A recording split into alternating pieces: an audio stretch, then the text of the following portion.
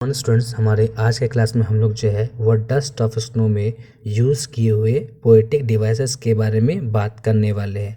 अगर हम बात करें पोएटिक डिवाइसेस के बारे में, तो यह वैसी चीज़ें होती हैं जो पोयम को सुंदर बनाने के लिए इस्तेमाल किया जाता है।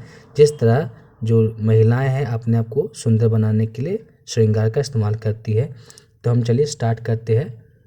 कितने राइमिंग स्कीम हमारा यहाँ पे पहला होता है जो हमारा है पोएटिक डिवाइसेस। राइमिंग स्कीम से पहले हम ये समझते हैं राइम जब किसी शब्द का अंत लेटर किसी दूसरे शब्द के लेटर से मिले, जैसे खाना और पीना। यहाँ हम अगर बात करें खाना और पीना में, तो ना और ना जो है एक दूसरे के साथ मिलते हैं, इसलिए हम इसे बोलेंगे राइम।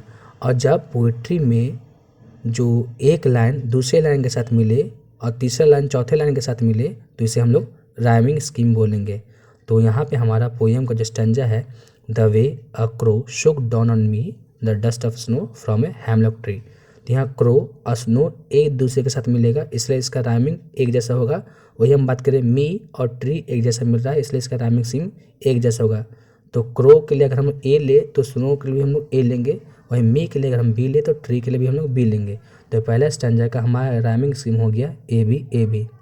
वही हम बात करते हैं दूसरे स्टैंजा के बारे में, has given my heart a change of mood and saved some part of a day that I rued. तो यहाँ पे हार्ट और पार्ट का जो लास्ट साउंड जो है वो एक दूसरे के साथ मिलता है, वही मूड और रूड का जो लेटर जो है वो साउंड जो है एक दूसरे के साथ मिलता है।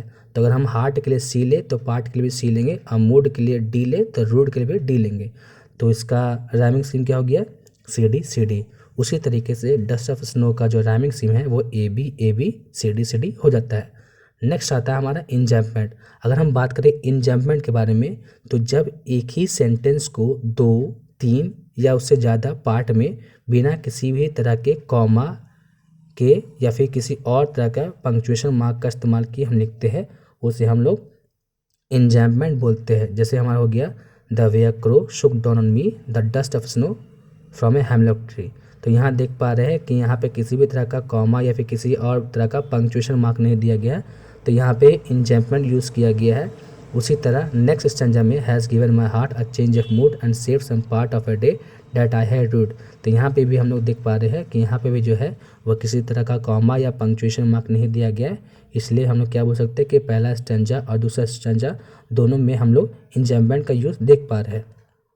नेक्स्ट हमारा होता है एसोनेंस। अगर हम बात करें एसोनेंस के लिए, तो यहाँ पे जो वोवल साउंड होता है उसका रिपीटेशन होता है, वो चाहे शुरुआत में हो, मिडिल में हो या फिर एंड में हो। जैसे यहाँ पे शुक डाउन ऑन मी। अगर हम बात करें शुक डाउन ऑन मी में, तो यहाँ पे जो ओ लेटर जो है उसका रिपीटेशन हो रहा है, वो शुरुआत में भी हो रहा है और मिडिल में भी हो रहा है, इसलिए हम बोल सकते हैं कि यहाँ पे कौन से लिटरेरी डिवाइसेस यूज़ किया गया है, तो एसोनेंस। नेक्स्ट हमारा आता है एलिट्रेशन। एलिट्रेशन क्या होता है कि repetition of consonant sound, means यहाँ पे कॉन्सोनेंट साउंड का रिपीटेशन होता है, लेकिन वो कहाँ होगा, शुरुआत में होगा। जैसे हम एग्जांपल देख सकते हैं, हैज़ गिवन माई हार्ट। तो यहाँ पे जो एच लेटर है उसका रिपीटेशन हो रहा है। नेक्स्ट हम और देख पा रहे हैं एंड सेव सम पार्ट। तो यहाँ पे जो एस लेटर है उसका भी रिपीटेशन हो रहा है। तो अगर हम एच और एस ये जो है वो बेसिकली कॉन्सोनेंट साउंड है, तो हम क्या बोलेंगे, यहाँ पे एलिट्रेशन का यूज़ हो गया, क्योंकि एलिट्रेशन क्या समझ रहे हैं कि रिपीटेशन ऑफ कॉन्सोनेंट साउंड होता है, जिसमें हम लोग कॉन्सोनेंट साउंड का रिपीटेशन देखते हैं। नेक्स्ट आता है हमारा consonant.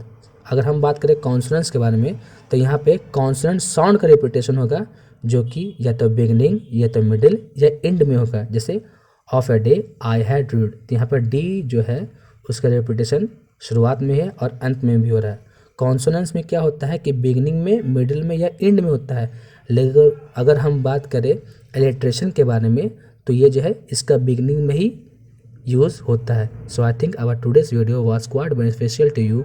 If you like the video, subscribe to our channel for latest update. Until then, stay tuned. Thank you.